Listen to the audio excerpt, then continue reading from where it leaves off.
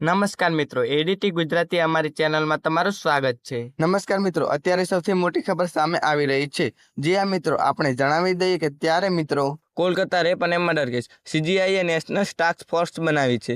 તેઓ ડોક્ટરોની સુરક્ષા માટે પ્લાન આપશે। વધુ એક રેપની રાહ નથી જોવી। સીજીઆઈએ કહ્યું કે ડોક્ટરોની સુરક્ષા અને વ્યવસ્થા સુધારવા માટે એક ટાસ્ક ફોર્સ બનાવવામાં આવી રહી છે। તેમાં 9 ડોક્ટરોને સામેલ કરવામાં આવ્યા છે, જેઓ સલામતીના પગલાં જણાવશે।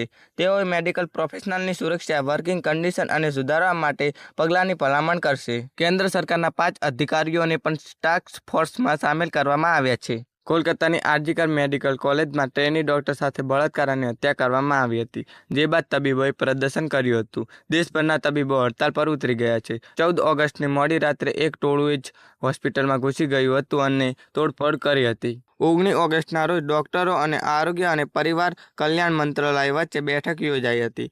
આ અંગે સર્વસંમતિ ન હતી। Federation of all India medical એસોસિએશને તેમની હડતાલ ચાલુ રાખી। તો મિત્રો, આજના માટે આટલું જ। મિત્રો, અમારી ચેનલને તમે લાઇક, શેર અને સબસ્ક્રાઇબ કરી દેજો। ધન્યવાદ।